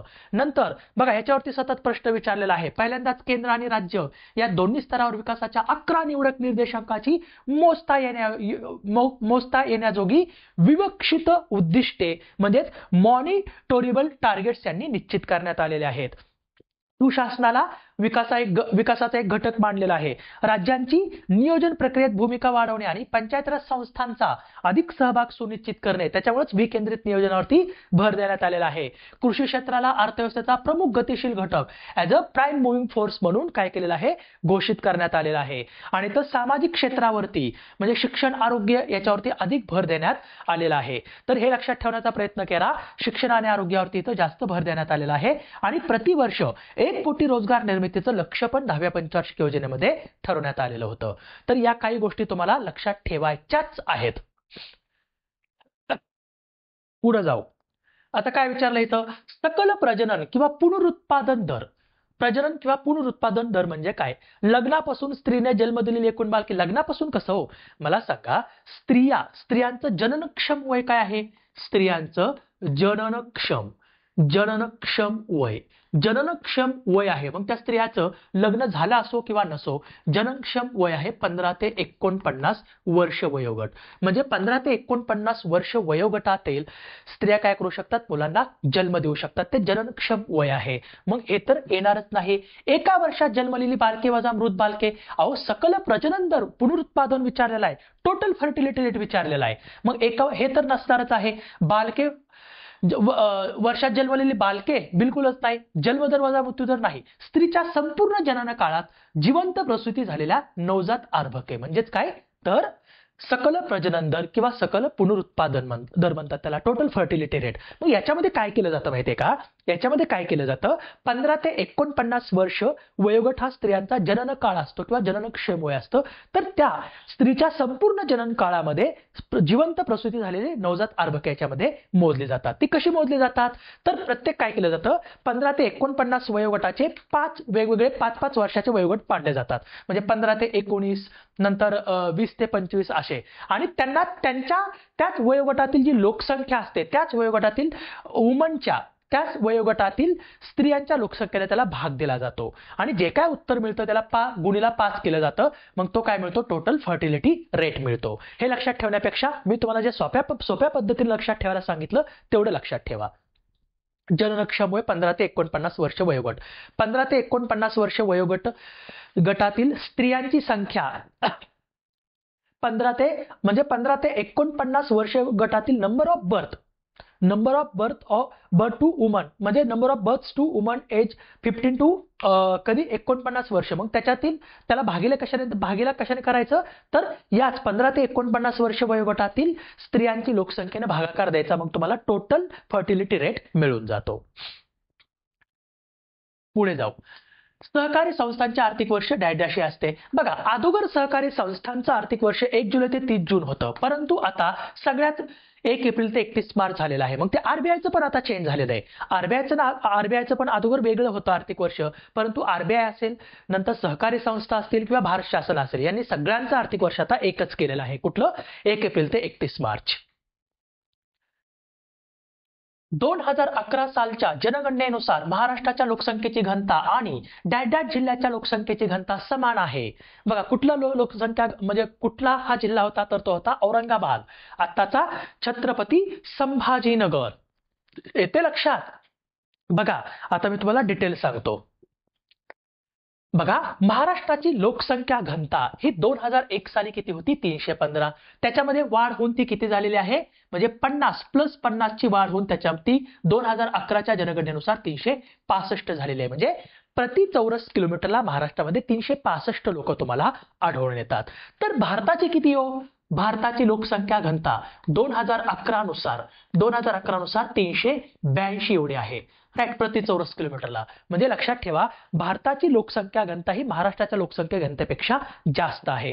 तर आता महाराष्ट्रामध्ये सर्वाधिक जास्त लोकसंख्या घनता असणारी शहरं कोणती आहेत, तर लक्षात ठेवताना काय करायचं, तुम्हाला 2 गोष्टी लक्षात ठेवायच्या. तर एक म्हणजे काय, महाराष्ट्रामध्ये 2 शहरं अशी आहेत, 2 शहरं किंवा 2 जिल्हे असे आहेत की ज्यांची लोकसंख्या घनता ही 10,000 पेक्षा जास्त आहे. म्हणजे प्रति चौरस किलोमीटरला तिथे 10,000 पेक्षा जास्त लोक राहतात. 20,000 पेक्षा 1 आहे आणि 10,000 पेक्षा 2 आहेत. आणखी काय लक्षात ठेवायचं आहे की प्रति चौरस किलोमीटरला 1,000 पेक्षा जास्त लोक कुठल्या 3 जिल्ह्यात राहतात, तर मुंबई उपनगर, मुंबई शहर आणि ठाण्यामध्ये पण राहते. ठाण्याची लोकसंख्या घनता पण किती आहे, तर 1157 एवढी आहे. आता आणखी काय लक्षात ठेवायचंय, तर महाराष्ट्रामध्ये एकमेव एक जिल्हा असा आहे ज्या जिल्ह्याची लोकसंख्या घनता ही लेस दॅन 100 आहे. तो कुठला जिल्हा आहे, तर तो आहे गडचिरोली. तो कुठला आहे, गडचिरोली. नंतर महाराष्ट्रामध्ये 4 जिल्हे असे आहेत ज्या जिल्ह्यांची लोकसंख्या घनता ही 200 पेक्षा कमी आहे. त्याच्यामध्ये गडचिरोली, सिंधुदुर्ग, चंद्रपूर आणि रत्नागिरी या 4 जिल्ह्यांची लोकसंख्या घनता ही 200 पेक्षा कमी आहे. आणि महाराष्ट्रामध्ये एक जिल्हा असा आहे छत्रपती संभाजीनगर किंवा औरंगाबाद, हा त्याची लोकसंख्या घनता ही महाराष्ट्राच्या लोकसंख्या घनते एवढी आहे. येते लक्षात. आता असंच काय करायचे तुम्ही की भारतामध्ये लोकसंख्या घनता सर्वाधिक कुठं आहे आणि दुसरं म्हणजे भारतामध्ये 100 पेक्षा कमी लोकसंख्या घनता कोणत्या राज्यांमध्ये आहे ते तुम्ही काय करायचे बघून घ्यायचे. त्याच्यावरती प्रश्न याचे चान्सेस आहेत. ओके, भारतातील खालीलपैकी म्हणजे आपण इकॉनॉमिक्सचे क्वेश्चन्स बघतोय बरं का. भारतातील खालीलपैकी कोणत्या राज्यात 90% जास्त हिंदूंची लोकसंख्या आहे, तर बघा भारतामध्ये 90% जास्त लोकसंख्या असणारी राज्य कुठली, तो हिमाचल प्रदेश, मध्य प्रदेश आणि छत्तीसगड. तर आता तुम्हाला मी डिटेल सांगतो, ते लक्षात ठेवण्याचा प्रयत्न करा. बघा, आपण जर भारतामध्ये एकूण हिंदूंची लोकसंख्या बघितली, धर्मनिहाय लोकसंख्या पाहताना आपल्याला टक्केवारीनुसार पण बघायची आहे आणि लोकसंख्येनुसार पण बघायची आहे. तर बघा, हिंदूंची लोकसंख्या सर्वाधिक जास्त उत्तर प्रदेश, महाराष्ट्र, बिहारमध्ये आहे. राईट. इथं म्हणजे त्यांच्या एकूण राज्यांच्या जी लोकसंख्या आहे ती आकडेवारीमध्ये सगळ्यात जास्त कुठं आहे? उत्तर प्रदेश, महाराष्ट्र आणि बिहारमध्ये. पण ती टक्केवारीमध्ये जर बघितली तुम्ही तर म्हणजे एकूण राज्याची जेवढी लोकसंख्या आहे त्या लोकसंख्येच्या 90% जास्त लोकसंख्या ही हिंदूंची कुठं आहे? तर 95% बघा हिमाचल प्रदेशमध्ये. म्हणजे एकूण राज्याच्या लोकसंख्येच्या 95% लोकसंख्या ही म्हणजे हिमाचल प्रदेशमध्ये सर्वात जास्त आहे. नंतर ओरिसा, नंतर मध्य प्रदेश आणि छत्तीसगड या 4 राज्यांमध्ये हिंदूंची लोकसंख्या त्या एकूण राज्याच्या लोकसंख्येच्या 90% जास्त लोकसंख्या आहे. आता मुस्लिमांची लोकसंख्या कुठं आहे? यूपी, वेस्ट बेंगॉल आणि बिहारमध्ये सर्वाधिक जास्त लोकसंख्या आहे. तर टक्केवारीचं प्रमाण कुठं जास्त आहे? लक्षद्वीपमध्ये टक्केवारीचं प्रमाण जास्त आहे. म्हणजे त्या लक्षद्वीपची लोकसंख्या किती वाशी? त्याच्यामध्ये पण एकूण लोकसंख्येच्या जास्त लोकसंख्या कोणाची आहे? मुस्लिमांची आहे. नंतर J&K, आसाम आणि वेस्ट बेंगॉल हे लक्षात ठेवण्याचा प्रयत्न करा. नंतर ख्रिश्चन, तर तुम्हाला हे तर काय सांगायची गरज नाही. साऊथ इंडियामध्ये ख्रिश्चन जास्त राहतात, केरळमध्ये, राईट. नंतर महाराष्ट्रामध्ये आणखी बौद्ध आणि जैन धर्माची पण लोकसंख्या महाराष्ट्रामध्ये जास्त आहे. आणि टक्केवारीचं प्रमाण बौद्ध धर्माचं टक्केवारीचं प्रमाण हे सिक्कीममध्ये तुम्हाला जास्त दिसतं, तर जैन धर्माचं महाराष्ट्रामध्ये दिसतं. आणि शिखांची तर कुठं असणार आहे? पंजाबमध्ये जास्त असणार आहे. हा, ख्रिश्चनांचं प्रमाण जे आहे ते नागालँडमध्ये जास्त आहे आणि लोकसंख्या केरळमध्ये जास्त आहे. आता महाराष्ट्राचं पण सांगतो तुम्हाला, म्हणजे तुमचा याच्यावर प्रश्न आला तर चुकणारच नाही. हिंदूंची लोकसंख्येची टक्केवारी जर बघितली तर महाराष्ट्रामध्ये एकूण लोकसंख्येच्या म्हणजे जिल्ह्याच्या एकूण लोकसंख्येच्या जास्त टक्केवारी कुठं आहे? नंदुरबारमध्ये. जिल्ह्याच्या एकूण लोकसंख्येच्या 92% लोकसंख्या ही हिंदू धर्माची आहे. नंतर सिंधुदुर्गमध्ये 91% लोकसंख्या हिंदू धर्माची आहे आणि अहमदनगरमध्ये एकूण जिल्ह्याच्या 90% लोकसंख्या हिंदू धर्माची आहे. मुस्लिम धर्माची लोकसंख्या टक्केवारीने कुठं जास्त आहे? तर मुंबईमध्ये सर्वात जास्त आहे, नंतर औरंगाबाद, नंतर अकोल्यामध्ये. ख्रिश्चनांची मुंबई उपनगरामध्ये, शिखांची पण मुंबई उपनगरामध्ये आणि जैनांची पण मुंबईमध्येच आहे, राईट. आता बौद्ध धर्माची जी लोकसंख्या टक्केवारीनुसार अकोल्यामध्ये सर्वाधिक जास्त आहे, हे लक्षात ठेवायचं आहे. तर सर्वात कमी प्रमाण कुठं आहे? हिंदूंचं सर्वात कमी प्रमाण म्हणजे जिल्ह्याच्या एकूण लोकसंख्येपैकी 60% लोकसंख्या ही मुंबईमध्ये आहे. मुंबईची जेवढी लोकसंख्या आहे त्याच्या 60% लोकसंख्या हिंदूंचा आहे. परंतु ओव्हरऑल सगळ्या जिल्ह्यांचा विचार केला महाराष्ट्रातील तर त्याच्यामध्ये पण हिंदूंची लोकसंख्या सर्वात कमी मुंबईमध्ये आहे. मुस्लिमांची गडचिरोलीमध्ये आहे, राईट. ख्रिश्चनांची उस्मानाबादमध्ये आहे. बस एवढं तरी लक्षात ठेवलं तरी इनफ आहे, मोर दॅन इनफ आहे. आता आणखी एक गोष्ट लक्षात ठेवायची की 2011च्या जनगणनेनुसार सर्वाधिक जास्त लोकसंख्या कुठल्या धर्माची आहे? तर हिंदू धर्माची. किती लोकसंख्या आहे? 79.8% एवढी. नंतर मुस्लिम धर्माचा क्रमांक लागतो 14.2% एवढं प्रमाण आहे. हिंदूंची लोकसंख्या 2011च्या जनगणनेनुसार जवळपास किती होती? 97 कोटी, 96.63 कोटी. मुस्लिमांची 17.5 कोटी. नंतर क्रमांक लागतो ख्रिश्चन, नंतर सिख, बुद्ध आणि जैनचा क्रमांक लागतो नंतर. ओके. आता लोकसंख्या वाढीचा दर कुठल्या धर्मामध्ये सर्वाधिक जास्त आहे? तर लोकसंख्या वाढीचा दर सर्वाधिक जास्त मुस्लिम धर्मामध्ये आहे. 2001 ते 2011 दरम्यानची लोकसंख्या वाढ झाली धर्मामध्ये, तर म्हणजे धर्मनिहाय लोकसंख्येमध्ये, तर त्याच्यामध्ये मुस्लिम धर्मामध्ये 24.6% काय वाढलेली आहे? लोकसंख्या वाढलेली आहे. नंतर क्रमांक लागतो हिंदू धर्माचा 16.8% लोकसंख्या वाढलेली आहे. नंतर ख्रिश्चन 15.5% लोकसंख्या वाढलेली आहे. एवढं 3 जरी लक्षात ठेवलं तरी इनफ आहे. ओके. म्हणजे तुम्हाला मी डिटेल सांगण्याचा सगळा प्रयत्न केला. चला पुढे जाऊ. जागतिक रिसोर्सेस संस्थेप्रमाणे 2011 खालील पैकी कोणता देश सर्वात अधिक कार्बन उत्सर्जन करतो? सर्वात अधिक कार्बन उत्सर्जन करणारा देश चीन आहे. ओके. आता पण चीनच आहे. 2011च्या पण म्हणजे रिपोर्टनुसार चीनच होता आणि आता 2023चा जर डेटा बघितला तर 2023च्या डेटानुसार पण चायनाच सगळ्यात जास्त कार्बन डायऑक्साईड गॅसचं उत्सर्जन करतो. म्हणजे जगामध्ये जेवढं कार्बन डायऑक्साईडचं उत्सर्जन होतं त्याच्या 35% उत्सर्जन कोण करतो? चायना करतो. नंतर दुसरा क्रमांक कोणाचा लागतो? तर अमेरिकेचा लागतो. अमेरिकेचा, राईट. एकूण CO2च्या म्हणजे जे अमेरिका आहे ती सेकंड लार्जेस्ट काय आहे? तर CO2 उत्सर्जन करणारा देश आहे. आणि तिसरा क्रमांक इंडियाचा लागतो. तिसरा क्रमांक कोणाचा लागतो? तर इंडियाचा लागतो. हे लक्षात ठेवा. आताच्या नवीन रिपोर्ट नुसार हे लक्षात ठेवण्याचा प्रयत्न करा. पुढचा प्रश्न, 1987 साली प्रसिद्ध झालेल्या ब्रुटलँड अहवालाचे शीर्षक खालीलपैकी काय होते? काय होते हो? Our common future. काय होतं? आपले समान भविष्य. अवर कॉमन फ्युचर हे त्याचं काय होतं? शीर्षक होतं. बघा, पहिल्यांदाच काय झालेलं आहे? पहिल्यांदा जागतिक स्तरावरती पर्यावरणाचा विचार करण्यासाठी राईट काय झालेलं आहे? मानवी पर्यावरण परिषद भरली होती. कॉन्फरन्स ऑन ह्युमन एन्व्हायरमेंट 1972 ला ही पहिली परिषद भरली होती. पर्यावरण बदलावरती विचार करण्यासाठी. त्याच्या अगोदर कधीच परिषद भरली होती? तर पहिली परिषद 1972 ला भरली होती. आणि या परिषदेमध्ये काय केलेलं आहे? ही जी परिषद आहे त्या परिषदेमध्ये आर्थिक वाढीमुळे मानवी पर्यावरण व नैसर्गिक स्रोतांचा होत असलेला ऱ्हास आणि त्याचा आर्थिक व सामाजिक विकासावर होत असलेला परिणाम याचा अभ्यास करण्यासाठी एक कमिशन नेमण्यात आलेलं आहे. पण ते कमिशन नेमलं कधी होतं? 1983 ला. त्यांनी इथे विचार केला की कमिशन नेमू, पण त्यांनी नेमलं ते 1983 ला. जे world commission on environment and development, त्याच्या अध्यक्षा कोण होत्या? तर त्याच्या अध्यक्ष होत्या ग्रो हर्लेन ब्रुटलँड. म्हणून ह्या कमिशनला ब्रुटलँड कमिशन म्हणून पण ओळखलं जातं. ओके, तर ब्रुटलँड कमिशननी 1987 ला आपला अहवाल दिला. तर अहवालाचं नाव काय होतं? अवर कॉमन फ्युचर, आपले समान भविष्य. तर या अहवालामध्ये शाश्वत विकासाची व्याख्या केली गेलेली आहे. तर ती व्याख्या कोणती होती? जो विकास चालू पिढीच्या गरजा पुढील पिढीच्या गरजा धोक्यात न आणता पूर्ण करतो अशा विकासाला शाश्वत विकास म्हणतात. याच अहवालाने व्याख्या केलेली आहे. लक्षात ठेवा, आजकाल व्याख्येवरती पण प्रश्न विचारतात. ओके, चला. विकास वित्तीय संस्था. पुढील विकास वित्तीय संस्थांची मांडणी त्यांची स्थापना झाल्याप्रमाणे करा. आता बघा, ह्या सगळ्या विकास वित्तीय संस्था राहिलेल्या नाहीयेत. परंतु आता कोणत्या विकास वित्तीय संस्था आहेत त्या सांगणार आहे मी तुम्हाला. राईट, त्याच्यामुळं व्यवस्थित लक्ष द्या. आता याचं तर उत्तर शोधूच आपण. तर पहिल्यांदा बघा, IFCI ची स्थापना झाली होती 1948-49 ला. म्हणजे ड एक नंबरला येईल. ड तर सगळीकडे एक नंबरला डच आहे. नंतर ICICI ICICI ची 1955 ला स्थापना झाली होती. ड नंतर क येईल. ड नंतर क इथं दिलाय, ड नंतर क इथं दिलाय, म्हणजे हा आणि हा एलिमिनेट झाला.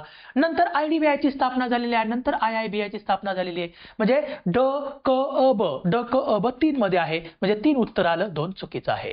तर बघा, आता ज्या विकास वित्तीय संस्था होत्या जुन्या, ज्या आता विकास वित्तीय संस्था राहिलेल्या नाहीयेत, तर तुम्हाला त्याच्याबद्दल पण सांगतो. आणि आता सध्या असणाऱ्या विकास वित्तीय संस्था कोणत्या आहेत त्या पण सांगतो. बघा, जी भारतीय औद्योगिक वित्त महामंडळ होती ती 1 जुलै 1948 ला स्थापना केली होती. परंतु 2017-18च्या अर्थसंकल्पामध्ये या IFCI ला नॉन बँकिंग फायनान्शियल कंपनीचा दर्जा देण्यात आलेला आहे. ICICI बँकेची स्थापना ICICI ॲज अ इंडस्ट्रियल डेव्हलपमेंटसाठी एक संस्था स्थापन करण्यात होती. विकास वित्तीय संस्था स्थापन करण्यात आली होती 1955 ला. राईट, क्रेडिट प्रोव्हाइड करण्यासाठी वगैरे. परंतु नंतर ICICI बँकेचं काय केलेलं, 1993 नंतर तिचं बँकेमध्ये रूपांतर झालेलं आहे. सो ही 1955 ला स्थापना झाली होती. IDBI 1964 ला स्थापना झाली, जिचं पुढे IDBI बँक लिमिटेडमध्ये कन्व्हर्जन झालेलं आहे. नंतर IIBI industrial investment bank of India limited 1997 ला स्थापना झाली होती, परंतु 2007 ला ती क्लोज करण्यात आलेली आहे. आता तुम्हाला काय लक्षात ठेवायचं? आता हे लक्षात ठेवायचंय. बघा, सध्या आपल्या भारतामध्ये ज्या विकास वित्तीय संस्था आहेत त्या कोणकोणत्या आहेत? तर याचा पण क्रमाने तुम्हाला काय करायचं, लक्षात ठेवायचा आहे क्रम. तर आता याच्यामध्ये पहिली आहे Exim bank, export import bank, जिची स्थापना 1 जानेवारी 1982 ला झालेली आहे आणि तिचं मुख्यालय मुंबईमध्ये आहे. आता दुसरी कोणती आहे? 1982 नंतर दुसरी आहे नाबार्ड. नाबार्ड जी आहे कृषी आणि ग्रामीण विकास बँक. ओके, 12 जुलै 1982 ला तिची स्थापना झालेली आहे. ही डेट कधीच विसरू नका, या डेटवरती सतत प्रश्न येतात. मुंबईला तिचं मुख्यालय आहे. राईट, याचा आपण कसा करतोय, क्रमाने लक्षात ठेवायचं. त्याच्या स्थापना झालेल्या वर्षानुसार क्रमाने संस्था विचारात घेतोय. नंतर तिसरी विकास वित्तीय संस्था आहे ती म्हणजे NHB, नॅशनल हाऊसिंग बँक, जी RBI तिची काय आहे, मालक आहे. नॅशनल हाऊसिंग बँक, जिची स्थापना 9 जुलै 1988 ला झालेली आहे आणि तिचं मुख्यालय न्यू दिल्लीमध्ये आहे. सॉरी. ओके, तर एक्झिम नंतर नाबार्ड नंतर NHB. आता NHB नंतर चौथी आहे ती म्हणजे SIDBI, small industrial development bank. तर 2 एप्रिल 1990 ला हिची स्थापना झालेली आहे SIDBIची आणि तिचं मुख्यालय लखनौमध्ये आहे. आणि SIDBI अंतर्गतच काय केलेलं आहे, 8 एप्रिल 2015ला मुद्रा योजना आणि मुद्रा बँक आणि प्रधानमंत्री मुद्रा योजना सुरू करण्यात आलेली आहे. आणि आता रिसेंटली विकास वित्तीय संस्था स्थापन झालेली आहे, ती म्हणजे नाफीड. आता याचा जो लॉंग फॉर्म आहे तो तुम्ही शोधायचा, म्हणजे तुम्ही जर शोधला तर त्याच्या आजूबाजूच्या सगळ्या गोष्टी तुम्ही वाचताल. म्हणून मी मुद्दामून आता ते सांगणार नाही की नाफीडची स्थापना कधी झालेली आहे, 19 एप्रिल 2021ला, जिचं मुख्यालय मुंबईमध्ये आहे. तर काय करायचं, तुम्ही गुगलला नाफीड टाकायचंय आणि त्याच्याबद्दल माहिती वाचून घ्यायची, कारण याच्यावरती कंबाईन मध्ये प्रश्न याचे चान्सेस आहेत. ओके, किंवा राज्यसेवेमध्ये पण येऊ शकतो. चला पुढे जाऊ. राष्ट्रीय एड्स नियंत्रण कार्यक्रमाबाबत खालीलपैकी कोणते विधान बरोबर आहे? या कार्यक्रमातील खर्च केंद्र आणि राज्य यांच्याकडून 80-20 सूत्रानुसार केला जातो. बघा, याच्यामध्ये सूत्र सरळ ठरवलेलं नाहीये. ऍक्च्युली केंद्र ठरवेल त्याप्रमाणे होतं, म्हणजे हा चुकीचा आहे.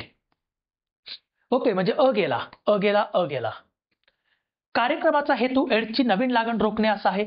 बघा, कार्यक्रम सुरू केला त्याच्यासाठी, एड्ससाठी म्हटल्यानंतर नवीन लागण रोखणे हा त्याचा उद्देश असणारच आहे. सो त्याच्यामुळे हे युनिव्हर्सली ट्रूथ आहे, म्हणजे फक्त ब बरोबर आहे. आता बघा, हा 4 टप्प्यांमध्ये राष्ट्रीय एड्स प्रोग्राम सुरू करण्यात आलेला आहे.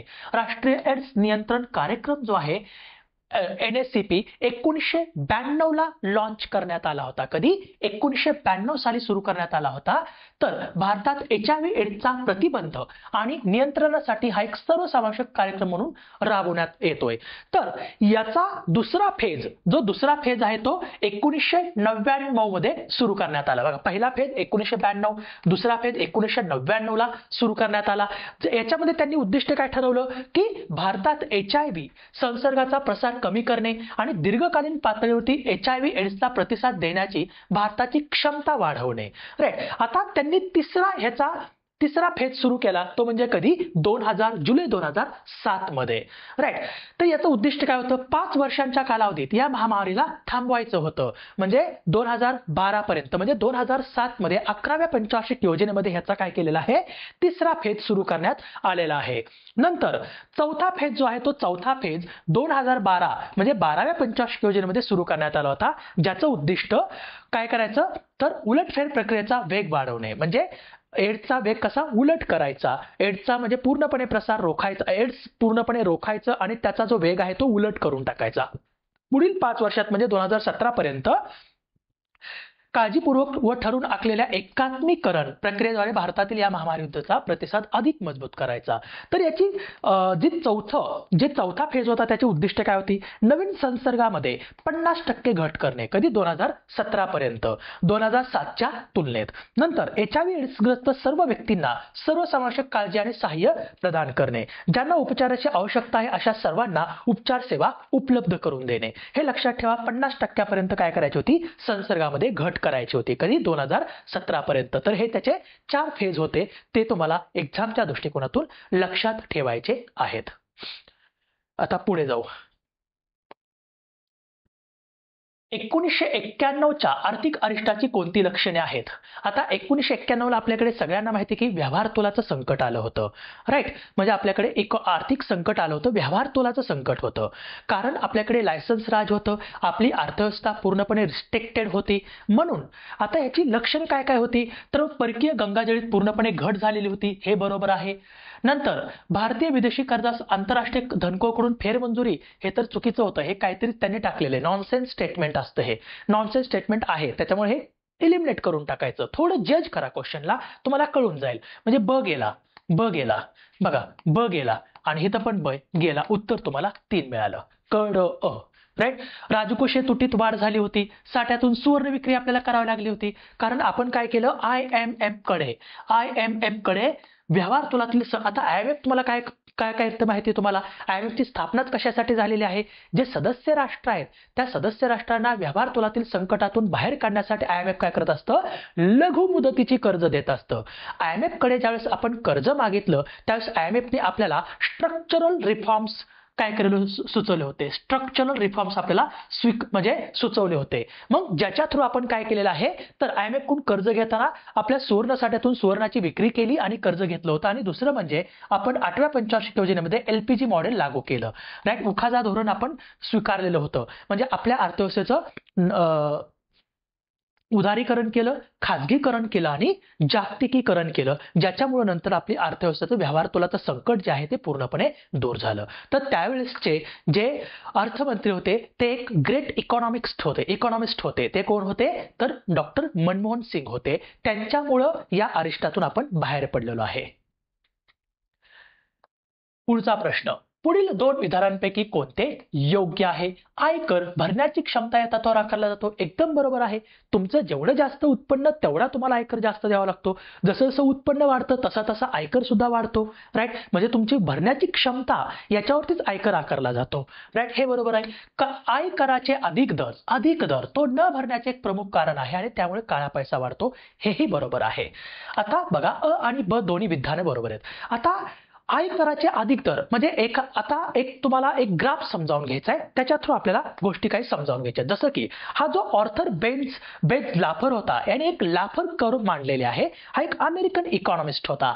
याने एक लाफर कर्व मांडली आणि याने लाफर कर्व मांडला. त्याने काय म्हटलं की जर शासनाने जर कराचा दर हा 0% ठेवला तर शासनाच्या तिजोरीत 0 रुपीज काय होणार आहेत? तर कराचा महसूल जमा होणार आहे. समजा शासनाने कराचा दर हा 100% ठेवला तर कोणीच मूर्ख असेल जो शासनाला कर देईल? कोणच देणार नाही कर 100% दर ठेवला तर. राईट, सो त्याच्यामुळे शासनाकडे तरी पण काय होईल? कराचा महसूल एकदम 0च येईल. मग हा काय म्हणत होता की जेवढा जास्त कराचा दर तेवढा कमी महसूल जमा होईल. म्हणून याने काय केला? एक रेव्हेन्यू मॅक्झिमायझिंग पॉइंट दिला की हा काय म्हणत होता? कराचा दर जेवढा कमी तेवढा काय होतो? कर जास्त गोळा होतो. म्हणजे कराचा दर जर जास्त असेल तर लोक काय करतात?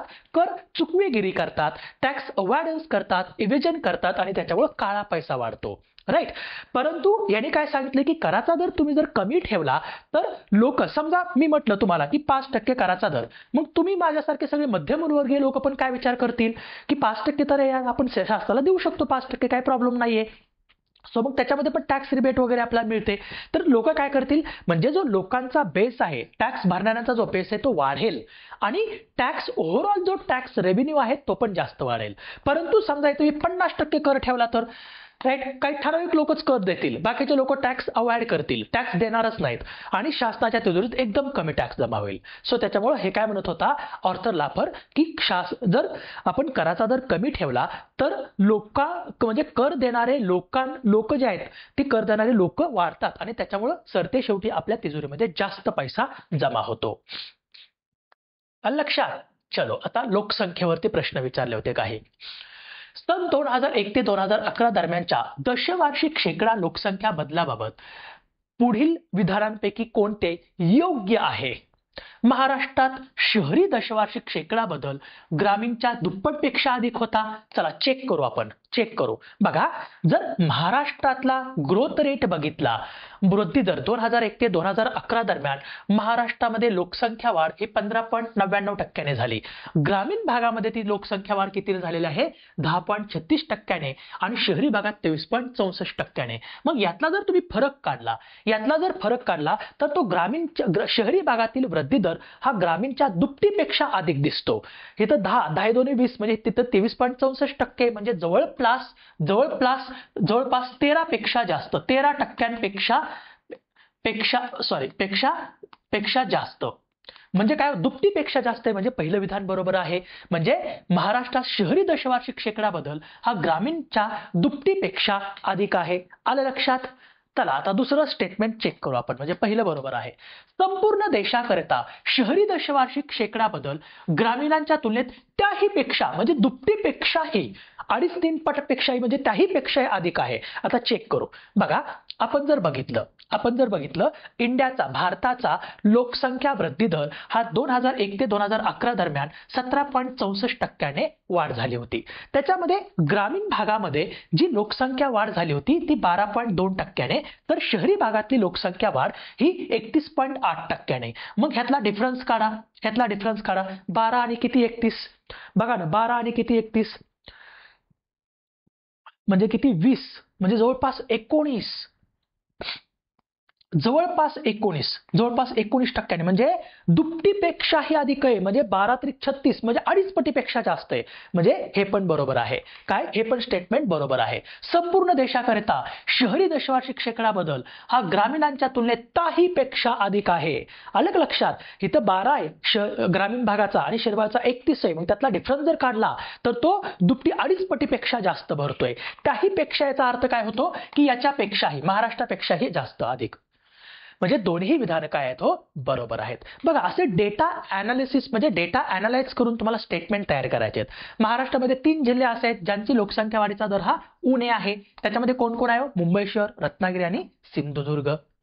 आगळ्या ध्यान में अभ्यास करताना कसा करायचा आहे. आता आणखी एक लक्षात ठेवा. बघा, 1991-2001 मध्ये लोकसंख्या वाढीचा दर 21.5% होता भारतामध्ये. तो 2001-2011 दरम्यान कमी होऊन 17.6% झाला. राईट, तो कमी झालेला आहे. तो ग्रामीण भागामध्ये आणि भारतामध्ये कमी झालेला आहे. परंतु शहरी भागातला लोकसंख्या वृद्धी दर हा 1991-2001 साली 31.5% होता. तर 2001 ते 2011 दरम्यान तो 31.8% वाढलेला आहे. म्हणजे प्लस 0.3% त्याच्यामध्ये काय झालेला आहे? डिफरन्स आलेला आहे, म्हणजे वाढ झालेली आहे. म्हणजे शहरी भागातला जो लोकसंख्या वृद्धी दर आहे तो कमी झालेला नाहीये, तो आधीच्या पण तुलनेत वाढलेला आहे. परंतु ग्रामीण आणि संपूर्ण भारतातला लोकसंख्या वृद्धी दर 1991-2001 ते 2001-2011च्या तुलनेमध्ये, म्हणजे 1991-2001च्या तुलनेमध्ये 2001-2011 मध्ये कमी झालेला आहे, परंतु शहरी भागातला वाढलेला आहे. असं पण स्टेटमेंट तुम्हाला तयार करून ठेवायचे. आता आणखी एक प्रश्न बघा. आता महाराष्ट्राबद्दल सेम तसाच विचारलाय. आणि हे जे डेटा आहे ना, हा डेटा गव्हर्नमेंटच्या वेबसाईटवरती अवेलेबल आहे. हा पुस्तकात अवेलेबल नाही. परंतु मी जे लेक्चर शिकवतो त्याच्यामध्ये मी सगळा त्यातून डेटा घेतलेला आहे. आता याचं पण बघा. पुढील 2 विधानांपैकी कोणते अयोग्य आहे? महाराष्ट्रात शहरी लिंग गुणोत्तरात 2001 ते 2011 दरम्यान सुधारणा झाली, परंतु ग्रामीण भागात घट झाली. चला चेक करू आपण. संपूर्ण देशात लिंग गुणोत्तरात शहरी व ग्रामीण क्षेत्रात दोन्हीकडे सदर काळात सुधारणा झाली. चला आपण चेक करू. आता आपण आधी भारताचा चेक करू. बघा, आपण काय करू? भारताचा चेक करू. संपूर्ण देशात लिंग गुणोत्तर. आता बघा, 2001 ला भारताचं लिंग गुणोत्तर किती होतं? तर प्रत्येक 1000 पुरुषांपाठीमागे 933. तर ते 2011 ला वाढून ते किती? प्लस 10 ने वाढलेलं आहे, 943 झालेलं आहे. म्हणजे इथं सुधारणा झालेली आहे. आता ग्रामीण भागामध्ये बघा. ग्रामीण भागामध्ये 2001 ला लिंग गुणोत्तर 946 होतं, ते त्याच्यामध्ये प्लस 3 ने वाढून 949 झाली. म्हणजे इथं पण सुधारणा झालेली आहे. अर्बन भागामध्ये, आता शहरी भागामधलं लिंग गुणोत्तर 2001 ला 900 होतं, त्याच्यामध्ये पण प्लस 29 ने वाढ झालेली आहे. म्हणजे सगळ्यात जास्त वाढ इथं झालेली आहे, वाढून 929 झालेलं आहे. म्हणजे तिन्ही लेवलला काय झालेलं आहे? सेक्स रेशो वाढलेला आहे. म्हणजे हे विधान बरोबर आहे. संपूर्ण देशात लिंग गुणोत्तरात शहरी व ग्रामीण क्षेत्रात दोन्हीकडे सदर काळात सुधारणा झालेली आहे. कधी? 2001 ते 2011 दरम्यान. आता आपण महाराष्ट्राचं चेक करू. बघा, महाराष्ट्राचं आपण चेक करताना आता 2001 साली महाराष्ट्राचं ओव्हरऑल लिंग गुणोत्तर होतं 922. ते वाढून कितीने वाढलेलं आहे? प्लस 7 ने वाढून 929 झालेलं आहे. आता ग्रामीण भागातलं लिंग गुणोत्तर होतं 960. राईट, ते कमी म्हणजे कितीने कमी झालेलं आहे? ते कितीने कमी झालेलं आहे? ते कमी होऊन -8 ने कमी झालेलं आहे. 960 होतं, ते कमी होऊन 2011 ला किती झालेले? 952. राईट. आता शहरी भागातलं लिंग गुणोत्तर हे 873 होतं 2001 ला, ते वाढून 903 झालेलं आहे. म्हणजे जवळपास कितीने वाढले हो? जवळपास 903 आणि हे 5, ओके, 30 प्लस 30 वाढलेलं आहे. म्हणजे पहिलं विधान पण बरोबर आहे. महाराष्ट्रात शहरी लिंग गुणोत्तरात 2001 ते 2011 दरम्यान सुधारणा झाली, परंतु ग्रामीणमध्ये घट झाली. बघा, शहरी लिंग गुणोत्तरात काय झालेली आहे? सुधारणा झालेली आहे प्लस 30 ने, परंतु ग्रामीणमध्ये -8 ने काय झालेली आहे? घट झालेली आहे.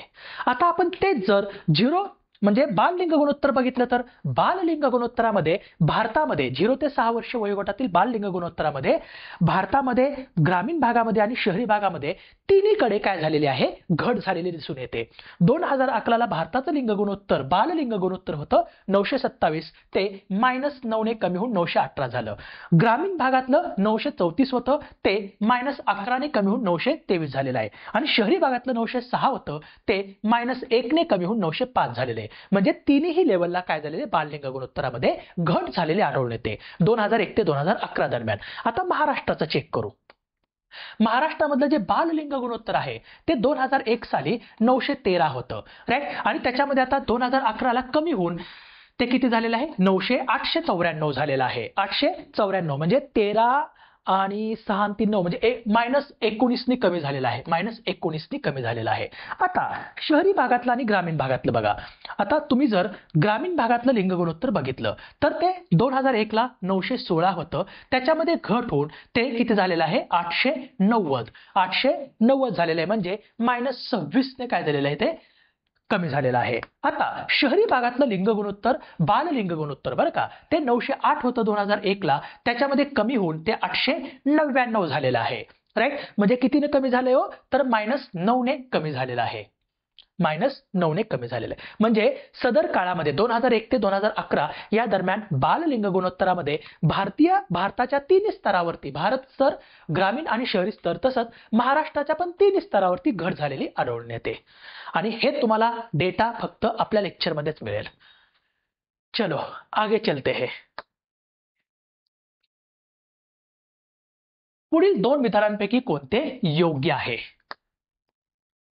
विशेष आर्थिक क्षेत्रात उत्पादकांना ज्या सूट सवलती दिल्या जातात त्या प्रत्यक्ष करात नाही, परंतु निर्यात प्रोत्साहनार्थ व पायाभूत सुधारणाकरिता दिल्या जातात. नाही, त्या प्रत्यक्ष आणि अप्रत्यक्ष दोन्ही करांमध्ये दिल्या जातात. त्याच्यामुळे पहिलं चुकीचं आहे. चला आपल्याला बरोबर विचारले अ गेला. तसेच त्या कोणत्याही कामगार विषयक आदेश निर्देश या कायद्या संदर्भात नाहीत. तसेच त्यात कोणत्याही कामगार विषयक आदेश निर्देश या कायद्या संदर्भात नाहीत. एकदम बरोबर आहे, हे बरोबर आहे. बघा तुम्हाला सगळ्यांना माहिती असेल की 2000 साली अटल बिहारी सरकारने एक्झिम पॉलिसी आणली, एक्सपोर्ट इम्पोर्ट पॉलिसी. आणि ह्या एक्सपोर्ट इम्पोर्ट पॉलिसी कशासाठी आणली होती तर निर्यात वस्तू आणि सेवांच्या निर्यातीला प्रोत्साहन देण्यासाठी काही ठराविक वर्षांसाठी करमुक्त झोन तयार करणे, एक सिंगल विंडो क्लिअरन्स म्हणजे अधिक लायसन्स राज होतं, परंतु आता सिंगल विंडो क्लिअरन्स देऊन प्रत्येक उद्योगांना पटकीनं लायसन्स द्यायचं आणि त्यांना स्थापना करण्यासाठी चालना द्यायची. देशाने विदेशी गुंतवणूक वाढीला चालना देणं, रोजगाराच्या संधी निर्माण करणं आणि निर्यात वृद्धीसाठी पायाभूत सुविधांचा विकास करण्यासाठी एक्झिम पॉलिसी आणली होती. आणि या एक्झिम पॉलिसीमध्ये सेस स्थापनेची काय तरतूद करण्यात आली होती. या एक्झिम पॉलिसीनुसार काय केलेलं आहे मग स्पेशल इकॉनॉमिक झोन विशेष आर्थिक क्षेत्र 2005 ला त्याचा कायदा केलेला आहे आणि 10 फेब्रुवारी 2006 पासून त्याचा अंमलबजावणी केलेली आहे. तर याच्या अंतर्गत विकासकांना किंवा उद्योगांना काय काय सोयी सुविधा मिळतात.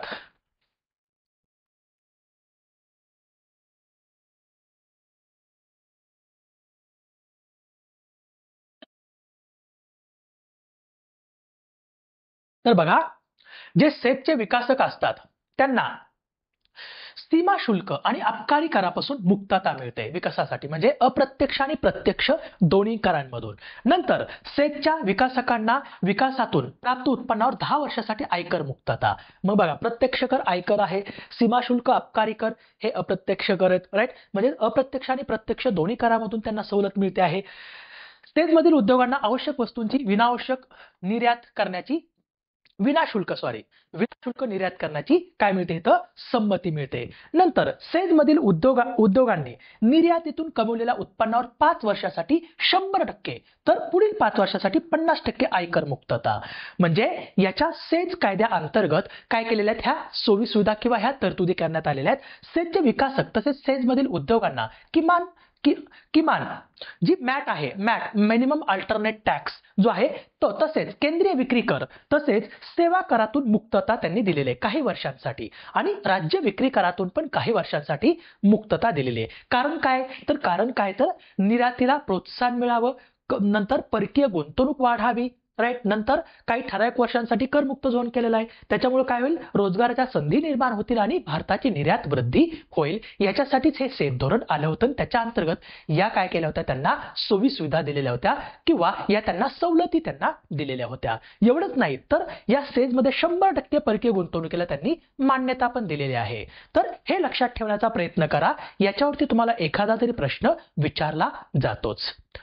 ओके, तर हे होते 2016 चे प्रश्न आणि त्याचं विथ एक्सप्लेनेशन. तर हे सगळं व्यवस्थित काय करा तुम्ही म्हणजे ह्याची रिव्हिजन पण तुम्ही नंतर करू शकता. आणि रिव्हिजन करण्यासाठी याची जी PDF आहे ती मी तुम्हाला टेलिग्राम चॅनलवरती पाठवतो. त्याच्यासाठी हा नंबर लिहून घ्या. याच्यावरती तुम्ही मला मेसेज करा, मी तुम्हाला टेलिग्रामची लिंक पाठवतो आणि त्याच्यावर तुम्हाला या लेक्चरची PDF विथ एक्सप्लेनेशन मिळून जाईल. ओके, तर हा आपला नंबर आहे. कुठला? तर हा.